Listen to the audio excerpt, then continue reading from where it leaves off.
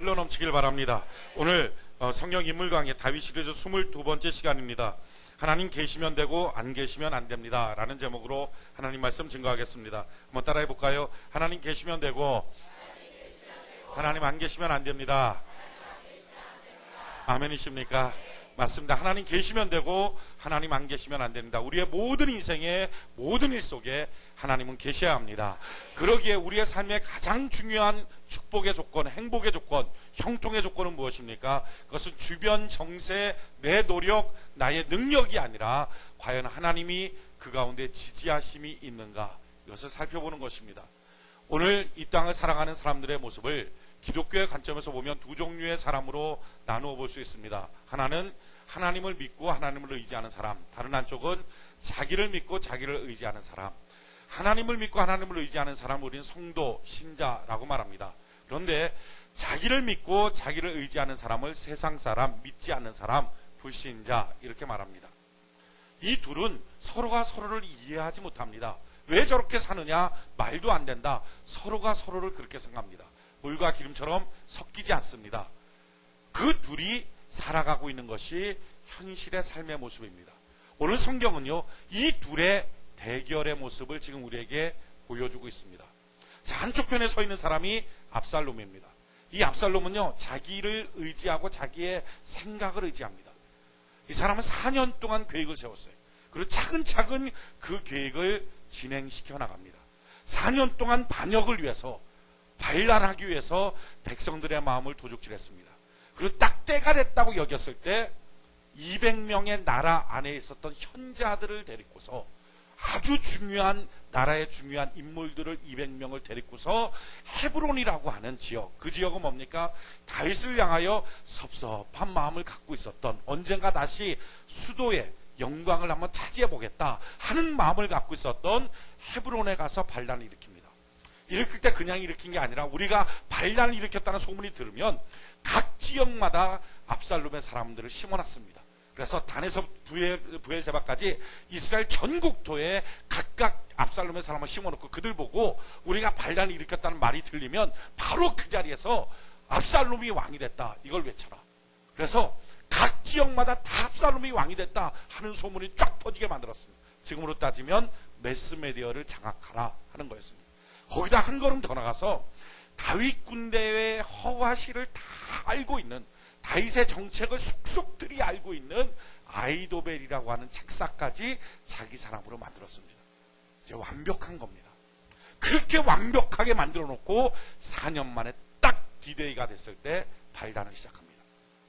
그 반란을 일으켜서 예루살렘까지 진격해 오는데 하루도 걸리지 않습니다. 한달음에 와서 예루살렘을 진격하는데, 다윗은요, 그렇게 도전하는 압살롬의 군대에 겁을 먹고 예루살렘을 비우고 도망칩니다. 무혈입선합니다. 자, 이런 과정 속에서 이제 아이도벨이라는 사람이 등장을 해서 압살롬에게 이렇게 말합니다. 이제 왕이시여, 해야 될 일이 두 가지가 있습니다. 한 가지는 다윗이 남겨놓고 간 첩들과 동침하십시오. 공개적으로. 이것은 왕권 시대에 전 왕의 첩들과 그 다음 왕이 동침한다는 것은 전 왕조와 이제 단절됐다, 이제 새로운 왕조가 완전히 세워졌다 하는 것을 상징적으로 보여주는 의미가 있습니다. 그래서 이제 왕권을 세우십시오. 또 한 가지는 나에게 12,000명의 정병을 주십시오. 용사들을 주십시오. 그러면 내가 지금 상심해서 도망치고 있는 다윗의 군대를 추격해서 쫓아가겠습니다. 그러면 그들은 이미 상심한 상태로, 피곤한 상태로 도망가고 있기 때문에 12,000명의 정예군사가 쫓아가면 다 백성들이 놀라서 도망갈 겁니다. 그렇게 도망가고 나면 다윗 한 사람만 딱 죽이면 이 쿠데타, 이 반란은 딱 끝납니다.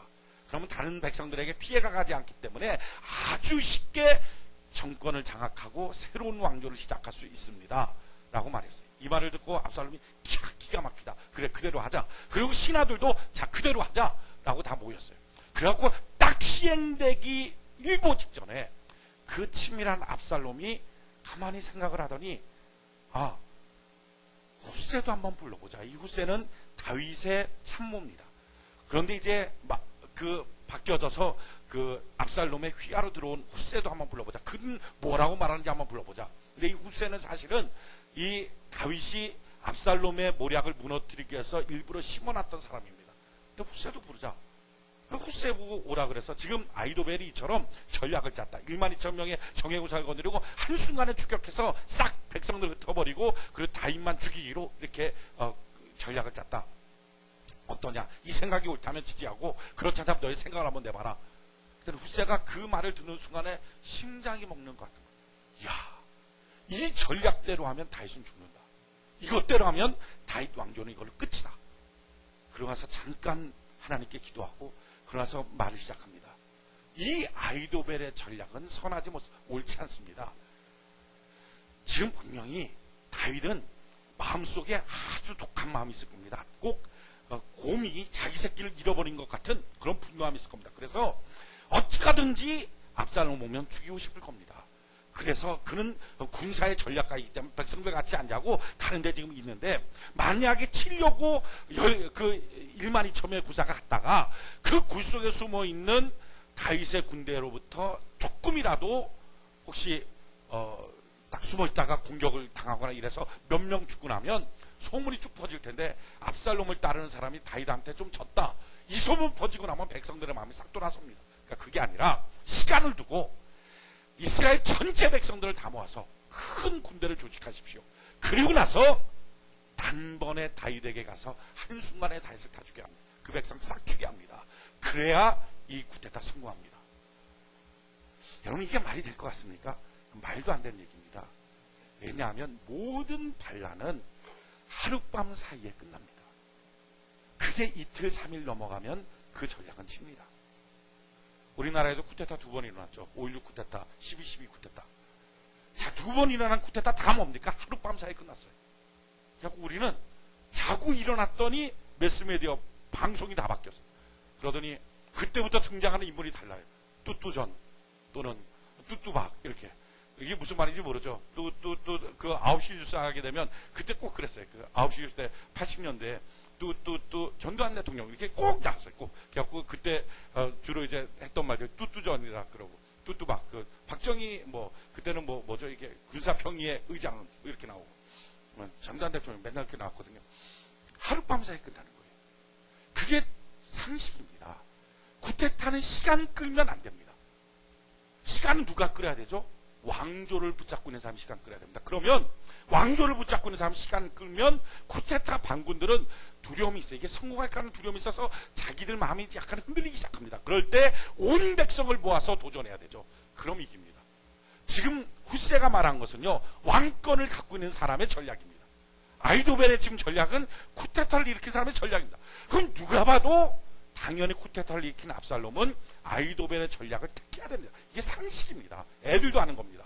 그런데 이상한 것은 압살롬의 마음과 또 압살롬을 따르는 모든 신하들의 마음이 아히도벨의 모략을 버리고 후세의 모략을 택하기로 결정하는 거예요.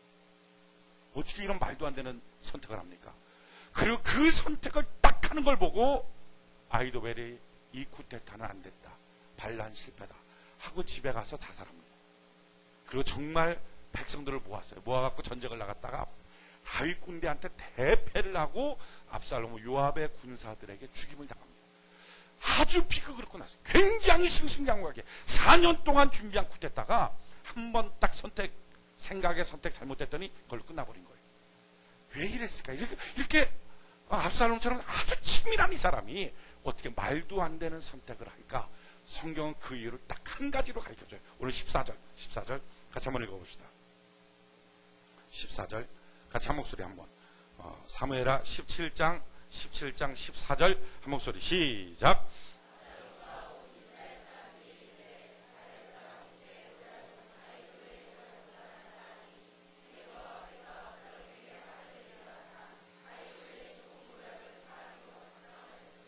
아멘. 자, 뭐라고 말하죠? 핵심이 뭐예요? 왜 이렇게 결정했느냐? 이는 여호와께서 압살롬에게 화를 내리기로 작정하셨다. 아멘이십니까? 하나님이 작정하셨더니 이렇게 됐다는 거예요. 여러분 인생은요 하나님의 손에 달려 있습니다. 하나님의 손에. 기가 막힌 압살롬이에요. 근데 엉뚱한 선택을 했어요. 이건 우리의 현대 역사에서도 마찬가지예요.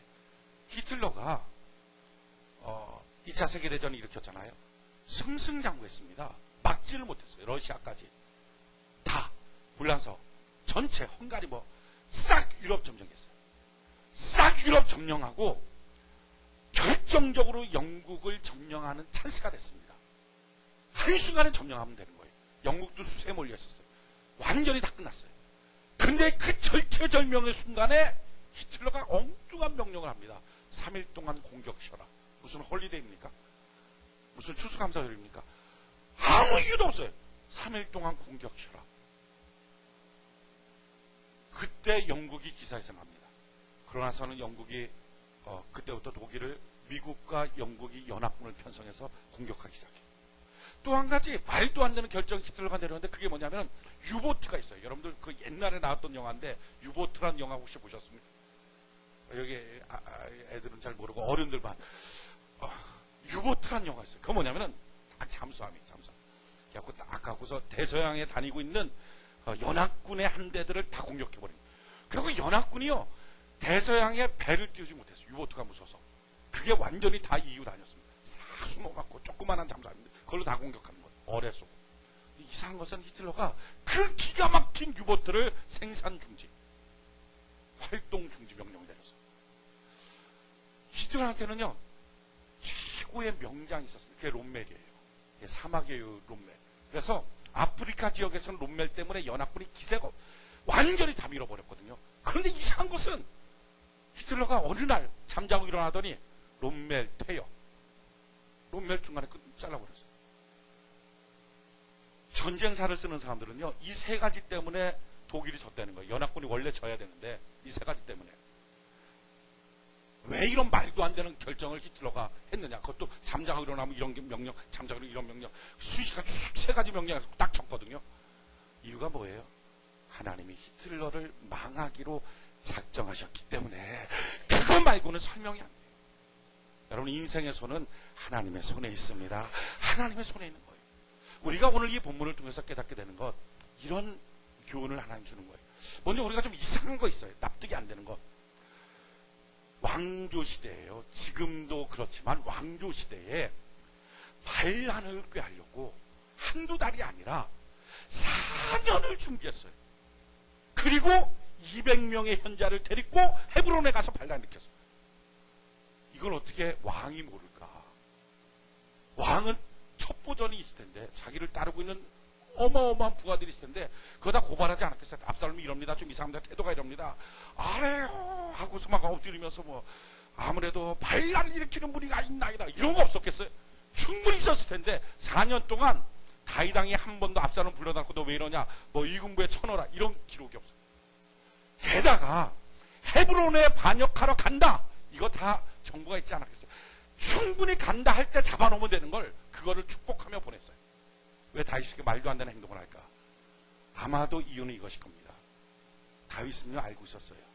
사울왕 시대의 특징이 뭡니까? 조금이라도 반역하려고 하는 기미만 보이면 잡아 죽이는 거예요. 그래서 다윗을 3,000명의 정예구사를 거느리고 와서 다윗을 잡아 죽이려고 했어요. 6번이나 암살하려고 그랬어요. 이걸 다윗이 합니다. 그렇게도 다윗 안 죽었거든요. 사람이 계획 세우고 사람이 구상하고 그래서 사람이 어떻게 하든지 자기의 힘에 도전하고 있는 것들을 정보원을 둬서 알아내고 잡아 죽여. 이거 안 된다. 하나님이 세워주셔야 되는 거다. 하나님이 도와주셔야 되는 거다. 그렇다면 하나님이 도와줘서 내가 왕이 됐다면 왕권을 유지하는 것도 하나님이 도와줘야 되는 거죠. 그러니까 아마 수없는 상소를 들었을 거예요. 그럼에도 불구하고 다윗은 그런 걸 처리하지 않고 어떻게 합니까? 그럴 때마다 하나님께 나가는 거예요. 이게 다윗의 선택이에요. 그럴 때마다 하나님을 믿는 거예요. 이게 다윗의 선택이에요. 다윗의 믹담이 있습니다. 다윗의 교훈, 자기의 좌우명 이게 있어요. 그게 시편 16편인데 이렇게 말해요. 시편 16편 1절로 3절에 하나님이여 나를 보호하소서 내가 죽게 피하나이다. 다윗 왕의 생각을 뭡니까? 하나님 나를 보호하소서 내가 죽게 피합니다. 내가 여호와께 아뢰되 주는 나의 주시오니 주밖에는 나의 복이 없다 하였나이다. 땅에 있는 성도는 존귀한 자니 나의 모든 즐거움이 저희에게 있도다. 자 보십시오. 압살롬 이가 누구예요? 지금 성도예요. 다윗의 눈에는요 존귀한 성도예요. 하나님이 지켜주시지, 하나님이 보호하시지, 하나님이 복 주시면 되지, 하나님이 그 마음 바꿔주시면 되지, 이 생각 갖고 있는 거예요. 그러면서 그를 향해서 마음속에 악감정을 갖지 않아요. 생각해보면 얼마나 바보 같습니까? 한쪽은 치밀하게 준비해요. 쿠데타 준비를 차근차근 해요. 한쪽은 일만 생기면 주님 도와주세요. 일만 생기면 주님만이 나의 복이에요. 수많은 사람들이 상수합니다. 압살롬 이상이 아니야. 주님이 도와줘야 되지. 주님이 손잡아줘야 되지. 주님이 아니면 아닌 거야. 주님이 도와주면 되고 사람 계획 세워갖고 되는 거 아니야. 주님 바라보는. 이거 인간적인 시각에서 보면 한쪽은 지나치게 똑똑하고요. 한쪽은 지나치게 바보 같아요. 그 결과가 어떻게 된 거예요? 드디어 디데이가 됐을 때 반란을 일으켰어요. 반란을 일으켜갖고 한순간에 예루살렘 점령해버렸어요. 수도를 점령해버렸어요. 그리고 여기는요, 울면서 맨발로 얼굴 가리고 도망가요. 아니, 이렇게 울면서 얼굴 가리고 맨발로 도망가면서도 다윗이 어떻게 하느냐? 시편 3편 1절로 7절에 보면 여호와여 나의 대적이 어찌 그리 많은지요. 일어나 나를 치는 자가 많습니다. 이게 지금 기도예요. 아니, 왕으로 있을 때 4년 동안 그거 정리하면 될걸. 그거 안 하고 주여 주님만이 힘이에요. 주님이 도와주면 돼요. 주님이 손 안 대면 안 되고요. 주님이 손 대주면 돼요. 이렇게 하고 있다가 드디어 반란이 일으켰거든요. 도망가는 거예요. 도망가면서 주님 나의 대적이 왜 이렇게 많습니까? 나를 치는 자가 왜 이렇게 많습니까? 울면서 가는 거예요. 이런 바보가 어디 있어요? 게다가 뭐라고 많은 사람이 있어 나를 가리켜 말하기를 저는 하나님께 도움을 얻지 못한다나이다. 무슨 말이야? 야 너가 그렇게 4년 동안 기도했지만 하나님 뭐 해줬어? 4년 동안 해준 게 뭐 있어? 너 결국 반란군에 쫓겨서 도망가잖아. 소용없잖아. 라고 사람들이 말하고 있다는 거죠. 그래도 다윗은 이렇게 고백해요. 그러나 여호와여 주는 나의 방패시요 나의 영광이시요 나의 머리를 드시는 잔이다. 아멘 합시다. 그렇게 고백하는 거예요.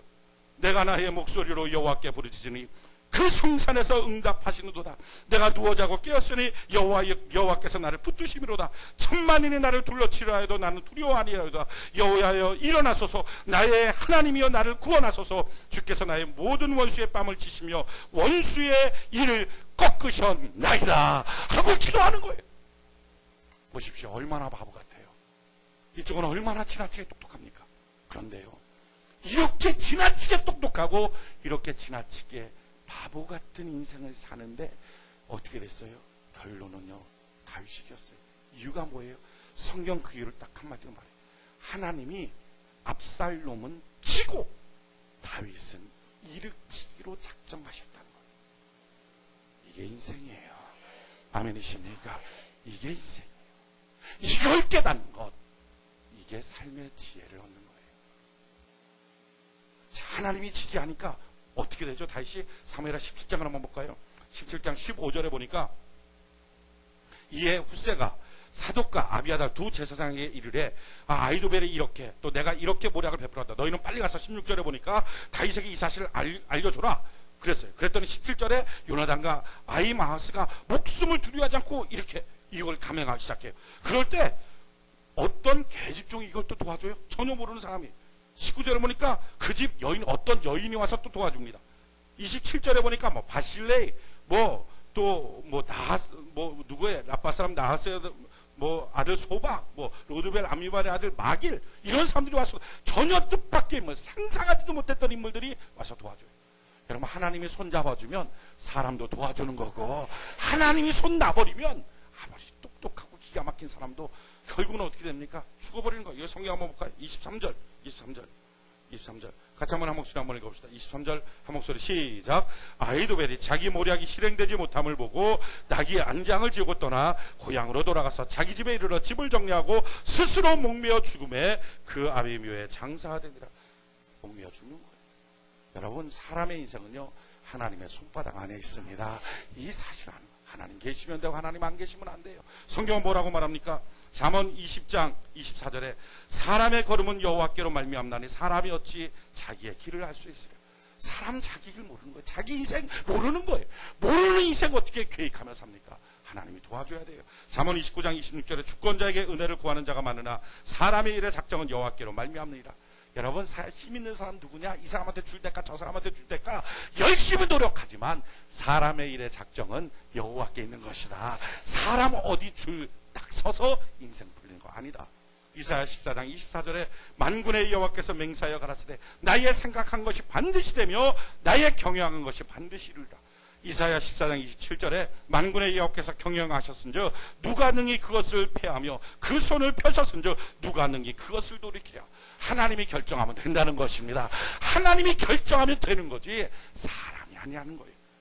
그래서 시편 127편 1절로 2절에 여호와께서 집을 세우지 아니하시면 세우는 자의 수고가 헛되며 여호와께서 성을 지키지 아니하시면 파수꾼의 경성함이 허사로다. 너희가 일찍 일어나고 늦게 놓으며 수고의 떡을 먹으며 헛되도다. 여러분, 하나님이 세워주셔야 세워지는 것이고 하나님이 지켜주셔야 지켜지는 것이고 아침 일찍부터 저녁 늦게까지 뛰어다녀도 하나님이 안 도와주면 소용없다 이거예요. 하나님이 도와주셔야 되는 거예요. 하나님이 안 도와주면 안 돼요. 우리의 속담 중에 이런 게 있어요. 공든탑이 무너지랴. 무너집니까? 안 무너집니까? 무너집니다. 하나님이 안 계시면 공든탑 무너지는 거예요. 하나님이 계시면 허수룩한 것도 하나님이 세워주신다는 것이. 바벨탑 보시 사람들이 모여서 얼마나 기가 막히게 세웁니까? 진흙을 갖고 역청을 갖고 기가 막힌 탑을 세워요. 하늘에 닿는 탑을 세우겠다. 그렇게 하고 공든탑을 만들어요. 하나님이 떠나니까 그 탑 못 짓습니다. 아놀드 토인비가 말했어요. 이 세계 문명 가운데 20개의 문명이 일어났다가 문명이 다 무너졌대요. 4대 문명이 있어요. 항아, 어디에요? 인더스, 겐지스강, 또 메소포타미아, 이집트. 그 문명들 다 무너지고 만 거예요. 여러분, 사람이 공든탑 세우는 것 같고는 안 돼요. 하나님이 도와주셔야 되는 거예요. 성경은 이렇게 말해요. 시편 128편 1절로 6절에 여호와를 경외하며 그 도에 행하는 자마다 복이 있도다. 내가 내 손이 수고한 대로 먹을 것이나 내가 복되고 형통하리로다. 여러분, 하나님이 도와줘야 수고한 대로 먹는 거예요. 하나님이 안 도와주면 그거 안 되는 거예요. 내 집 내 실에는 내 아내는 결실한 포도나무 같으며 내 상에 눌린 자식은 어린 감람나무 같으리로다. 가정 안에서 부부간의 화목함, 자녀를 키우는 것도 하나님 경외하고 하나님의 도를 따라가서 하나님이 도와주셔야 되지 자기 힘 갖고는 안 돼요. 여호와를 경외하는 자는 이같이 복을 얻으리로다. 여호와께서 시온에서 내게 복을 주실지어다. 너는 평생에 예루살렘에 복을 보며 내 자식의 자식을 볼지어다. 이스라엘에게 평강이 있을지로다. 예레미야 17장 5절로 8절에는 나 여호와가 이같이 말하노라. 무릇 사람을 믿으며 혈육으로 그 권력을 삼고 마음이 여호와에게서 떠난 그 사람은 저주를 받을 것이라. 그는 사막의 떨기나무 같아서 좋은 일에 오는 것을 보지 못하고 광야 간조한 곳 건건한 땅 사람이 거하지 않는 땅에 거하리라. 무릇 여호와를 의지하며 여호와를 의뢰하는 그 사람은 복을 받을 것이라. 그는 물가에 심겨온 나무가 그 뿌리를 강변에 뻗치고 더위가 올지라도 두려워 아니하며 그 잎이 청청하며 가무는 해도 걱정이 없고 결실이 끝이지 아니함 같으리라. 여러분, 하나님 의지할 때 인생은 열려지게 되는 것입니다. 하나님 의지하고 하나님 의지하고 사는 거예요. 그것보다 인생 더 귀한 건 없어요. 여러분, 행복과 성공과 축복과 형통의 열쇠가 어디 있어요? 하나님이 계신지 안 계신지. 아멘이십니까? 하나님 계시면 되고 하나님 안 계시면 안 되는 거예요. 한번 따라합시다. 하나님 계시면 되고 하나님 안 계시면 안 됩니다. 자, 우리 옆분들과 같이 인사합시다. 하나님 계시면 되고 하나님 안 계시면 안 됩니다.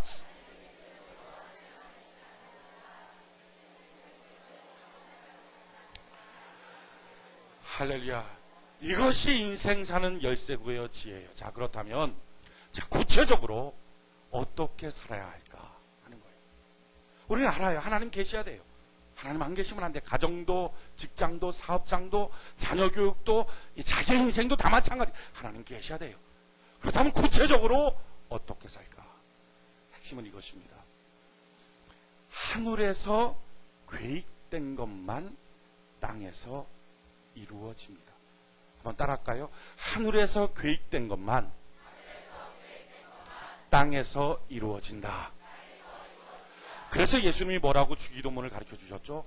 뜻이 하늘에서 이룬 것처럼 땅에서도 이루어지다. 그러니까 우리 인생은요, 하늘에서 계획된 것만 땅에서 이루어지지, 하늘에서 계획이 안 됐는데 내가 열심히 되고 내가 계획 세우고 노력한다고 이루어지지 않습니다. 그래서 중요한 것은 지금 내가 하려고 하는 것, 지금 내가 하고 있는 것, 하늘에서 계획된 건지 먼저 알아야 됩니다. 그거 모르고 주변 시세 따라서, 정보 따라서 어떻게 하든지 내가 노력하고 힘쓰고 발로 뛰어다니면 뭐가 되겠지? 공든탑이 무너지겠냐? 1, 2년, 10년 열심히 뛰면 되지. 4년 준비해도 안 됩니다. 될 듯 하다가 안 되는 것입니다. 하늘에서 계획 세운 것만 땅에서 이루어지는 것입니다. 그러기에 지금 내 인생이 하늘에서 계획 세운 것인지, 지금 내가 시도하려고 하는 것이, 지금 내가 구상하고 있는 것이 하늘에서 계획 세우고 있는 것인지를 아는 거예요. 어떻게 뒤에 가서 서 있을래요? 아니면 정신 똑바로 차리고 있어야 돼요. 하늘에서 계획된 건지 아닌지, 이거 아는 거, 이게 얼마나 중요한지 몰라요. 성경은 이와 같이 말해요. 모세가 하나님이 성막 지어라 그랬어요. 성막 짓자! 모여갖고 성막 지어서 예배 드린 게 아닙니다. 성막 짓도록 할 때 40일 동안 시내산에서 하나님이 성막을 하나씩 가르쳐 줬어요. 성경은 뭐라고 말합니까? 출애굽기 25장 9절에 보니까 무릇 내가 내게 보이는 대로 장막의 식양과 그 기구의 식양을 따라 지을지니라. 설계하는 거 그냥 설계한 게 아니라 하나님이 보여주신 거예요. 다윗이 솔로몬한테 성전 지으라 그랬어요. 그러고 나서 자기에 있는 거 다 모아서 줬어요. 그러고 나서 솔로몬이 그냥 성전 지었을 것 같습니까? 아니에요. 성경이 이렇게 말해요. 역대상 28장 19절에 다윗이 가로되 그 위에 모든 것의 식양을 여호와의 손이 내게 임하여 그려 나로 알게 하셨느니라. 참 놀랍죠? 예루살렘 성전을 짓는데 하나님의 손이 임해서 설계도를 그려줬다는 거예요. 건물 하나 짓는 것도 하나님이 그려줍니다. 그런데 인생 사는 거 하나님이 안 그려주겠습니까? 문제는요, 하나님이 내게 가르쳐 주시는데, 하나님이 내게 보여주시는데 그걸 무시하는 거예요. 자기 주관, 자기 고집, 자기 생각, 자기를 믿고 인생을 사는 거예요. 그리고 노력하면 될 줄 알아요. 힘을 쓰면 될 줄 알아요. 그런데 오늘 성경 본문이 우리에게 가르쳐 주는 게 뭐예요? 그거 갖고 안 된다. 하나님이 지지 않으냐, 하나님이 보여주느냐, 하나님이 누구 손들어 주느냐, 하나님이 지금 하늘에서 계획 세우고 있느냐, 그것만 땅에서 이루어지는 것이다. 여러분, 우리 인생 살 때 그래서 기도해야 돼요. 그래서 말씀드려야 돼요. 하나님이 어떻게 내게 계획 세우는 것을 가르쳐 주시는지 그걸 들어야 돼요. 성경이 이렇게 말합니다. 고린도전서 2장 9절로 10절에 기록된 바 하나님이 자기를 사랑하는 자들 위하여 예비하신 모든 것은 눈으로 보지 못하고 귀로도 듣지 못하고 사람의 마음으로도 생각지 못하였다 함과 같으리라. 자, 보십시오. 지금 하나님이 하늘에 계획 세우는 거 있어요. 요것만 이루어지는 거예요. 요것 말고는 안 이루어져요. 그런데 하나님이 하늘에 계획 세우는 것, 그거는 사람이 어떻게 해요? 눈으로 보지 못하고 귀로도 듣지 못하고 사람의 마음으로도 생각지 못한다. 쉽게 말하면 이 사람 저 사람 만나서 상담해서 얻어지지 않는다. 눈으로 보고 귀로 듣는 정보를 통해서 얻어지지 않는다. 그거 자기 기록이다. 그렇게 계획 세워서 되는 거 아니다. 어떻게 한다고요? 오직 하나님이 성령으로 이것을 우리에게 보이셨으니 아멘 합시다. 성령은 모든 것 곧 하나님의 깊은 것이라도 통달하시느니라. 오직 성령으로 이것을 우리에게 보여주셨다는 것입니다. 위대한 인물들의 특징은 뭡니까? 하나님의 이런 인도를 따라 사는 거예요. 성경이 이렇게 말해요. 잠언 16장 9절에 참 놀라운 말씀인데 사람이 마음으로 자기의 길을 계획할지라도 그 걸음을 인도하시는 자는 여호와시니라. 여러분, 이게 무슨 말입니까? 사람이 마음으로 자기의 길을 계획할지라도 된다는 말이에요? 안 된다는 말이에요? 계획으로는 안 된다. 그럼 어떻게 한다고요? 그 걸음을 인도하시는 자는 여호와시니라. 다른 말로 하면 계획으로 인생 사는 게 아니라 뭘로 살아야 된다고요? 인도함을 받으며 인생 살아야 된다. 저희 여러분들의 묻기를 원하는 게 이것입니다. 여러분들 인생을 계획으로 사십니까? 인도함으로 사십니까? 자기 인생의 계획을 따르는 사람이 이럴 거예요. 가장 중요한 덕목이 뭘까요? 정보와 줏대예요. 왜? 자기 인생의 계획이니까. 그래서 누가 와서 뭐라고 얘기하는 거 굉장히 싫어해요. 자기가 이렇게 계획 세우고 이렇게 딱 구상하고 이렇게 정보력을 동원해서 이러면 되겠다 생각 들어서 이렇게 하자 했는데 누가 와서 이럽시다 저럽시다 왜 이러냐고 얘기하는 거 굉장히 싫어해요. 줏대 없이 흔들리는 것처럼 싫어하는 게 없어요. 그래서 고집부려요. 이게 자기 인생을 계획으로 사는 사람이에요. 그래서 가장 좋은 것, 중요한 것, 자기에게 필요한 것, 그건 줏대라고 생각해요. 사람이 줏대가 있어야지 어떻게 줏대 없이 흔들려? 사람이 자기 계획으로 살아야지 어떻게 계획 없이 무작정 살아? 이렇게 말합니다. 그런데 이게 아니라 성경이 오늘 지도하고 있는 말씀은 뭐예요? 계획으로 인생 사는 게 아니라 인도로 인생 사는 것이다. 인도로 인생 살다면 가장 중요한 덕목이 뭐예요? 영적인 예민함과 순종이에요. 인도받는 순종. 과연 나는 어떤 인생길을 걸어가고 있는가? 아담과 하와를 하나님이 만나게 하실 때 어떻게 만납니까? 하와를 이끌어 오세요. 아담을 에덴 동산에 갈 때 하나님 어떻게 하십니까? 하나님이 이끌어 가셨어요. 성경은요, 하나님의 인도를 따라 사는 거예요. 자기의 계획을 갖고 사는 게 아니에요. 자기의 주관을 갖고, 자기의 줏대를 갖고, 자기의 고집을 갖고 인생을 걸음을 뛰는 게 아니라, 그렇게 마음속에 계획 세워도 인생 사는 거 어떻게 살아야지 제대로 사는 거냐? 그것은 하나님의 인도를 받고 사는 것이다. 위대한 인물들은 다 계획 세워서 살았던 사람이 아니라 인도받고 살았어요. 구약 시대는 성부 하나님이 직접 사람들을 인도했어요. 신약 시대는 성자 예수님께서 인도하십니다. 지금 어떻게 인도하십니까? 성령 하나님이 교회를 통하여 인도하시는 줄 믿습니다. 그래서 성령 하나님이 예배하신 모든 것들을 각 사람에게 어떻게 해요? 교회를 통해서 하나님이 하늘에서 계획한 게 뭔지를 공개하고 가르쳐 주는 거예요. 그래서 교회가 중요해요. 내 교회가 있고 나를 지도할 나의 목사님이 있다는 것이 왜 중요합니까? 그걸 통해서만 하나님은 하나님의 계획을 가르쳐 주세요. 그런지 안 그런지 성경을 한번 봅시다. 에베소 3장.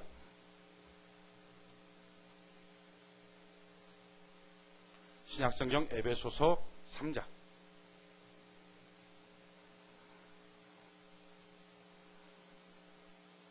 10절.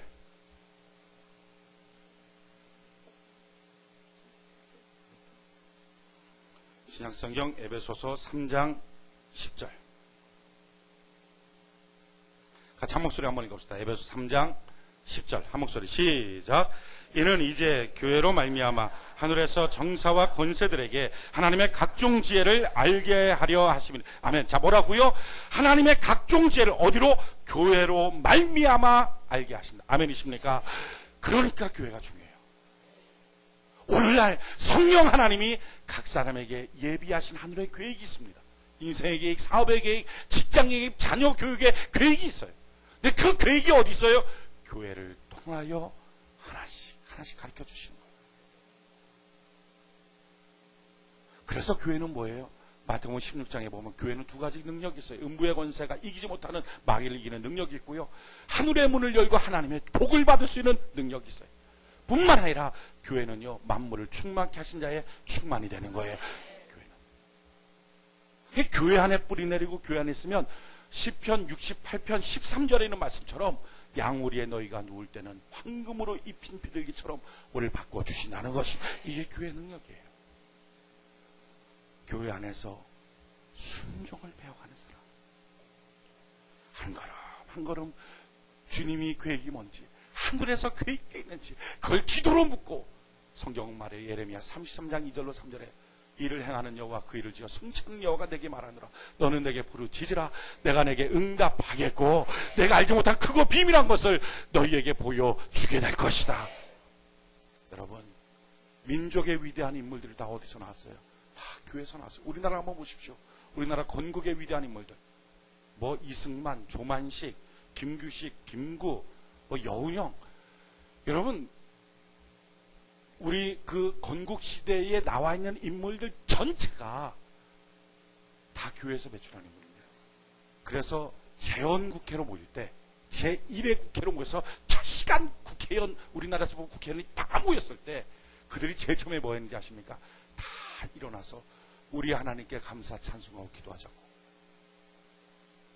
일제의 폭압에서 건져내신 하나님, 우리나라를 보호하사 하나님, 우리나라가 하나님의 복을 받게 하옵소서 하고 성경에 손을 놓고 통곡하며 통성기도를 시작한 것, 이게 우리나라예요. 왜 그게 가능하죠? 우리나라 헌법에 우리나라 국교가 기독다 이거 없습니다. 그럼에도 가능한 이유는요, 통일, 우리나라 전체 건국하는 시기에 있어서의 모든 인물들이 교회에서 배출되니까 그게 너무 당연한 거예요. 예를 들어서 여러분들이 다 국회의원이라고 합시다. 우리가 딱 국회의원이에요. 그럼 당연히 가서 기도합시다. 그럼 기도하지. 죽게 두 손 높이 들고 우리 낯빛을 주를 향해 들고 하지 않겠어요? 근데 만약 여기에 불교 뭐 서너 명 있고 뭐 이상한 뭐 서너 뭐 있다고 합시다. 그럼 되겠습니까? 안 되겠죠. 뭐 협의합시다. 왜 그럽니까? 뭐 난리치겠죠. 근데 그게 됐던 이유가 뭡니까? 민족에 있어서의 역동기의 인물들은 다 교회 안에서 세워집니다. 왜 그러죠? 하나님의 교회 안에서 사람을 인도하고 있기 때문에. 오늘 성경이 우리에게 보여준 게 뭡니까? 압살롬 그렇게 계획 세웠어요. 열심히 노력했어요. 4년 동안 벼렀어요. 그래도 하나님이 하늘에서 계획한 게 아니면 압살롬 왕 이거 계획 없었다는 안 됐다는 거예요. 자, 그렇다면 지금 여러분들의 인생도 어쩌면 열심히 하고 있는 것이 하늘의 계획이 없다면 아닌 거예요. 과연 내 인생 하늘의 계획이 있는가? 그래서 중요한 건 뭡니까? 하나님 앞에 무릎 꿇고 기도하면 그런 주의 음성을 들을 수 있는 귀, 성경을 보면 내 인생을 볼 수 있는 눈, 예배를 드리면 주님이 내 손 잡아주시는 감격, 이거 최고예요. 이거 없이 다른 것 있으면 그 인생은 불행으로 치닫고 있는 거랑 똑같아요. 초대교회 인물도 보면요 참 신기해요. 그들의 교회 안에서 얼마나 멋지게 양육이 되는지 한번 성경 한번 볼까요? 사도행전 2장을 같이 한번 찾아봅시다.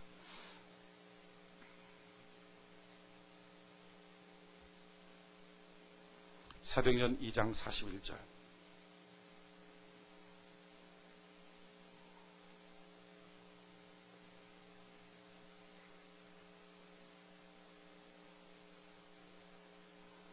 사도행전 2장 41절.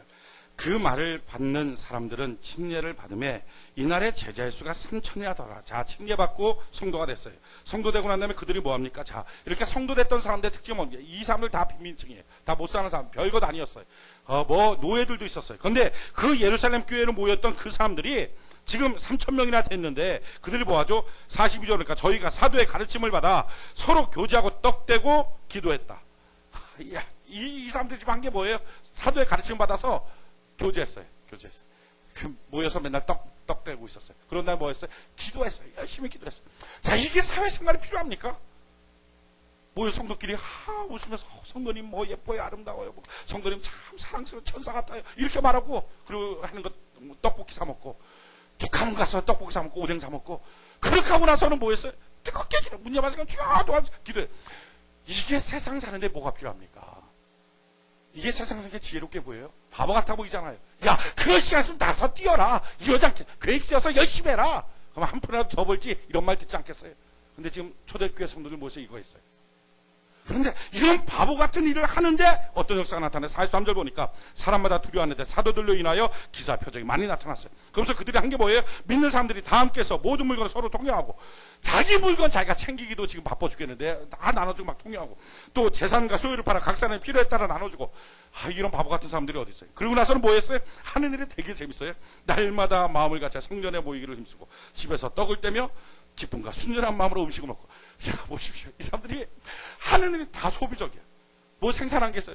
툭 하면 성전에 날마다 모이고 그걸로 성이 안 차. 성전에 모였다가 쭈르륵 우리 집에 갑시다 하고 가는 거지. 집에 쭈르륵 하는 게 뭐 집에 가서 떡 떼고 앉아있고 먹고 그리고 나서 뭐 했어요? 또 음식 먹고 한 마음으로 음식 먹고 먹기를 탐하는 자.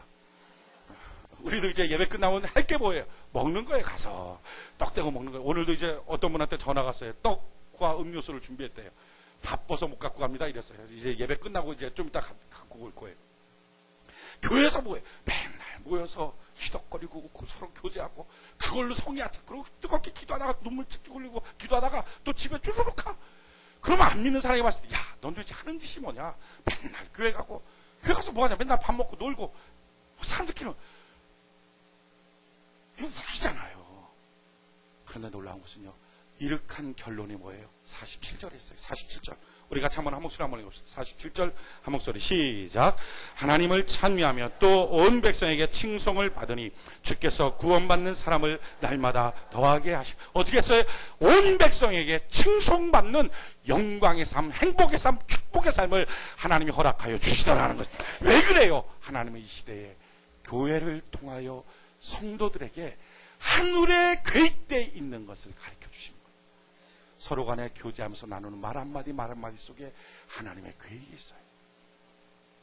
설교 말씀 가운데 날 향한 하나님의 계획이 공개돼요. 무엇을 합심하여 기도할 때 하나님의 계획이 공개돼요. 그러니까 왜 성도들이 교회 중심으로 있어야 됩니까? 이유는요, 교회 안에서 하나님은 이와 같은 것들을 나누어 주시고 보여주시고 인도하시고 역사하여 주시기 때문에 그래요. 이게 오늘날 성도들이 지혜롭게 사는 방법입니다. 아무것도 안 하고 있는 거죠. 우리가 오늘 시간 예배 드리면서 뭐하냐? 힘들게 자리에 앉았고 집에 가서 누워갖고 TV 보는 게 훨씬 더 몸 편하다. TV 보면 자기 길이 있습니까? 없어요. 사람들이 거기서 정보를 얻는데 성경은 말합니다. 하나님이 계획하신 것, 하늘에 계획해 놓은 것은 눈으로, 귀로, 사람의 마음으로 생각지 못한다. 절대로 없다. 그러기에 중요한 건 뭐예요? 자기 고집, 자기 주관, 자기 의견이 아니에요. 내 생각은 이렇게 투덜거리는 게 아닌 거예요. 하나님 안에서 필요한 것은요, 순종하고 주의 인도하심을 기대하고 믿고 따라가기 시작하는 거예요. 이걸 배워가는 거예요. 주여, 내가 순종을 배우게 하여 주시옵소서. 인도를 잘 받는 사람 되게 하여 주시옵소서. 그러니까 체질적으로 고집 부리는 사람, 체질적으로 자기 의견 주장하고 내세우고 남의 말 듣는 거 싫어하는 사람이 있어요. 이게 마귀 속성이에요.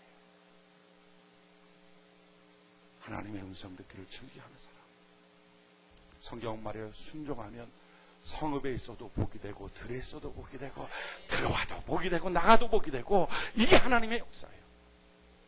지금 여러분들은 어떤 인생길을 걸어가고 계십니까? 나는 지금 어떤 삶의 모습을 따라가고 있습니까? 오늘 만약에 내가 계획으로 인생을 사는 사람이라면 더 가면 안 돼요. 거기서 돌이켜야 돼요. 주님, 내가 인도를 따라 인생 사는 사람 되게 하여 주시옵소서. 그래서 이렇게 인도를 따라가는 사람은요, 교회와 자기의 인생에 갈등이 없습니다. 항상 교회가 우선이고 교회가 먼저인데 어떻게 갈등을 해요? 그러니까 자기 가정, 자녀 교육, 자기 집, 갈등이 없어요. 교회는 이렇게 말하는데 자기는 지금 이렇습니다. 이게 없어요. 이게 있는 것 자체가 뭐예요? 자기 인생 계획으로 사는 사람이에요. 원망과 투덜거림이 없어요. 교회 안에 사는 모든 것들을 순종하고 기쁘게 받아들이고 자기를 변화시키길 원해요. 이게 행복으로 가는 길이에요. 여러분, 우리의 인생 다윗처럼 살아가는 은혜가 있기를 바랍니다. 주여, 내게 순종의 영성을 허락하여 주시옵소서. 그러므로 하나님이 예비하신 그 모든 것들을, 그 계획들을 잘 알 수 있는 영적인 민감성과 순종의 마음을 갖고 축복의 길을 걸어가도록 하나님 나를 도와 주시옵소서. 우리 주께 두 손을 높이 듭시다.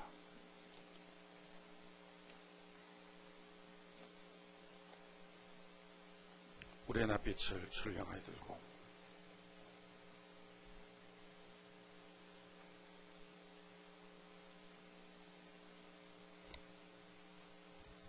이 시간 우리 하나님께 간절히 기도하며 나갈 때, 만약에 우리의 인생길이 계획으로, 그래서 자기의 줏대와 고집과 자기가 세워놓으면 부모가 말해도 안 듣고 목사가 말해도 안 듣고 누가 말해도 안 듣고 자기 주관 자기 고집대로 인생 사는 거예요.